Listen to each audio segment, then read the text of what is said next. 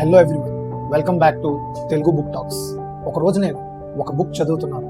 ఆ బుక్ ఎంత ఇంట్రెస్టింగ్గా ఉందంటే నా ఫోకస్ మొత్తం దాని మీదే వెళ్ళిపోయింది. చుట్టూ ఏం జరుగుతుందో పెద్దగా గుర్తులేదు. మధ్యలో ఎవరో 2-3 సార్లు పిలిచారు కూడా, కానీ హానెస్ట్లీ నాకు మాత్రం వినిపించలేదు. ఎందుకంటే నేను పూర్తిగా ఆ ఎక్స్పీరియన్స్ లో ఇన్వాల్వ్ అయిపోయాను. దీన్నే ద ఫ్లో స్టేట్ అంటారు. మనం ఏదైనా పని అంతగా ఇష్టపడి చేస్తుంటే కొంతసేపు పాస్ట్ ఉండదు, ఫ్యూచర్ ఉండదు, డిస్ట్రాక్షన్స్ కూడా ఉండవు. మైండ్ పూర్తిగా ప్రెసెంట్ మూమెంట్ లోనే ఉంటుంది. మేబీ మీకు కూడా ఇలాంటి ఎక్స్పీరియన్స్ ఉండే ఉంటుంది. మ్యూజిక్ వింటున్నప్పుడు, పెయింటింగ్ చేస్తున్నప్పుడు, క్రికెట్ ఆడుతున్నప్పుడు కంప్లీట్లీ టైం మర్చిపోయే మూమెంట్స్. బ్రూస్లీ ఒక లైన్ చెప్తాడు, బీ వాటర్ మై ఫ్రెండ్. అంటే పూర్తిగా ఆ మూమెంట్ లో ఫ్లో అవ్వటం. ఇప్పుడు అసలు ఈ ఫ్లో గురించి ఎందుకు మాట్లాడుతున్నామంటే, జపాన్ లో ఒకినవా అనే ప్లేస్ ఒకటి ఉంది.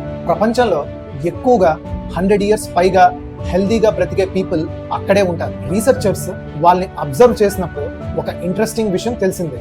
వాళ్ళ లాంగ్ అండ్ హ్యాపీ లైఫ్ కి good food, active life style and strong relationship తో పాటు ఈ ఫ్లో స్టేట్ అనేది ఒక ఇంపార్టెంట్ రీజన్ అని తెలిసింది. అండ్ అక్కడి నుంచే ప్రపంచానికి ఇకిగై అనే బ్యూటిఫుల్ ఫిలాసఫీ గురించి తెలిసింది. అసలు ఇకిగై అంటే ఏంటి, అది అర్థం అవడానికి మనం ఒక రియల్ స్టోరీ గురించి మాట్లాడుకుందాం. సెకండ్ వరల్డ్ వార్ టైంలో హిట్లర్ లక్షల మంది జ్యూస్ ని కాన్సన్ట్రేషన్ క్యాంప్స్ లో బందీలుగా పెట్టాడు. అక్కడ వాళ్ళని చాలా దారుణంగా టార్చర్ చేసేవారు.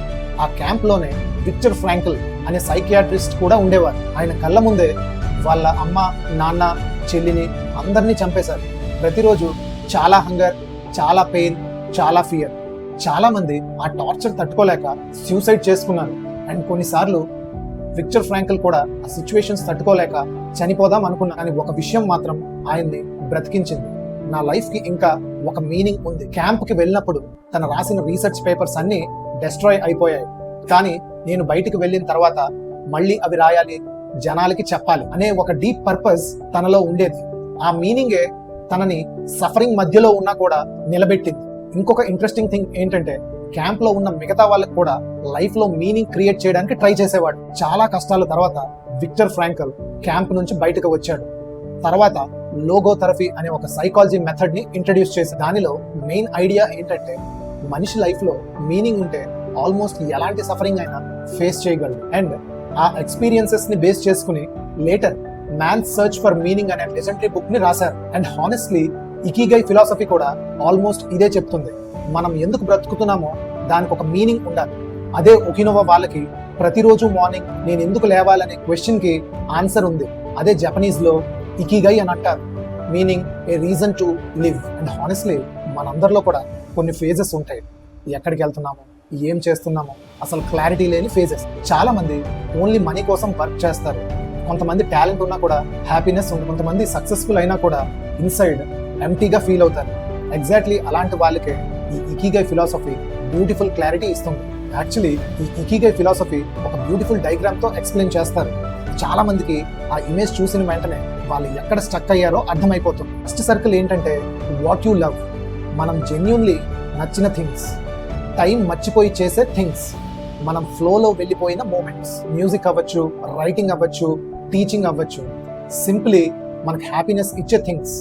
కానీ హ్యాపీనెస్ ఒక్కటే సరిపోతుంది. సెకండ్ సర్కిల్ ఏంటంటే what you are good at, మనం చేసే పనిలో స్కిల్ ఉండాలి. మనం న్యాచురలీ చేయగలిగే పని చేస్తే కాన్ఫిడెన్స్ ఉంటుంది, గ్రోత్ ఉంటుంది, ఫుల్ఫిల్మెంట్ ఉంటుంది. థర్డ్ సర్కిల్ ఏంటంటే వాట్ ద వరల్డ్ నీడ్స్, మన హ్యాపీనెస్ కోసమే బ్రతికితే కొన్ని రోజులకి మనకి ఎంటీగా అనిపించవచ్చు. మన ఎగ్జిస్టెన్స్ వల్ల ఎవరికైనా వాల్యూ క్రియేట్ అవ్వాలి, ఈ వరల్డ్ కి యూస్ఫుల్ గా ఉండాలి.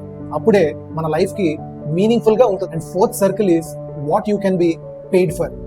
ప్రాక్టికల్ లైఫ్ కోసం మనీ కూడా ఇంపార్టెంట్, పీస్ తో పాటు స్టెబిలిటీ కూడా ఉండాలి. అండ్ ఈ 4 కలిసిన ప్లేస్ లోనే జపనీస్ వాళ్ళు ఇకిగై ఉంది అంటారు, అంటే మీనింగ్ఫుల్, ఫుల్ఫిల్డ్ లైఫ్. కానీ ఇంట్రెస్టింగ్ థింగ్ ఏంటంటే, ఈ 4 సర్కిల్స్ లో ఒక్క సర్కిల్ కూడా మిస్ అయినా లైఫ్ ఇన్కంప్లీట్ అనిపించవచ్చు. ఫర్ ఎగ్జాంపుల్, మనం లవ్ చేసిన పని బాగా చేయగలిగితే దానిని ప్యాషన్ అంటారు. కానీ ప్యాషన్ ఒక్కటే లైఫ్ ని కంప్లీట్ చేయదు. ఇంకొక సైడ్, మనం బాగా చేయగలిగే పని మనీ కూడా ఇస్తే దాన్నే ప్రొఫెషన్ అంటారు. చాలా మంది ఇక్కడే స్టక్ అవుతారు. స్కిల్ ఉంటుంది, శాలరీ ఉంటుంది, స్టెబిలిటీ ఉంటుంది, కానీ హ్యాపీనెస్ ఉండదు. బయటికి సక్సెస్ఫుల్ గా కనిపిస్తారు, కానీ లోపల మాత్రం ఏదో ఎంటీ ఫీలింగ్ ఉంటుంది. ఇంకొంతమంది సొసైటీకి యూస్ఫుల్ అయ్యే పని చేస్తారు, మనీ కూడా వస్తుంది, దాన్నే వొకేషన్ అంటారు, కానీ హార్ట్ కనెక్షన్ ఉండదు. సొసైటీ ఎక్స్పెక్టేషన్ కోసం, సర్వైవల్ కోసం చాలా మంది ఆటోమేటిక్ గా బ్రతికేస్తూ ఉంటారు.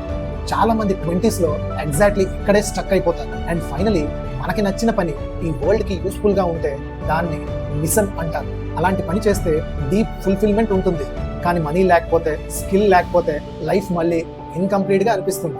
అండ్ మేబీ ఇకిగై అంటే పర్ఫెక్ట్ లైఫ్ కాదు, మన హ్యాపీనెస్, మన స్కిల్స్, మన పర్పస్, మన ప్రాక్టికల్ లైఫ్, ఇవన్నీ బ్యాలెన్స్ అవ్వటం. చాలా మంది సక్సెస్ఫుల్ గా ఉన్నా కూడా హ్యాపీనెస్ ఉండదు, ఎందుకంటే వాళ్ళ లైఫ్ లో అలైన్మెంట్ ఉండదు. కానీ ఒకినవ పీపుల్ ని అబ్జర్వ్ చేస్తే వాళ్ళ లైఫ్ చాలా సింపుల్ గా ఉంటుంది. స్లోగా బ్రతుకుతారు, రిలేషన్షిప్స్ ని వాల్యూ చేస్తారు, హెల్దీ హ్యాబిట్స్ ని ఫాలో అవుతారు, అన్నెసెసరీగా స్ట్రెస్ తీసుకోరు. అండ్ మోస్ట్ ఇంపార్టెంట్లీ వాళ్ళు బ్రతకడానికి ఒక రీజన్ ఉంటుంది. మేబీ హ్యాపీనెస్ సమ్వేర్ ఫ్యూచర్ లో ఉండకపోవచ్చు, మన డైలీ లైఫ్ లోనే ఉండొచ్చు, మన మీనింగ్ఫుల్ ఇన్వాల్వ్మెంట్ లోనే ఉండొచ్చు, మన ఇకిగైలోనే ఉండొచ్చు. Signing off, this is Telugu book talks. మళ్ళీ నెక్స్ట్ వీడియోలో కలుద్దాం. Until then, happy reading.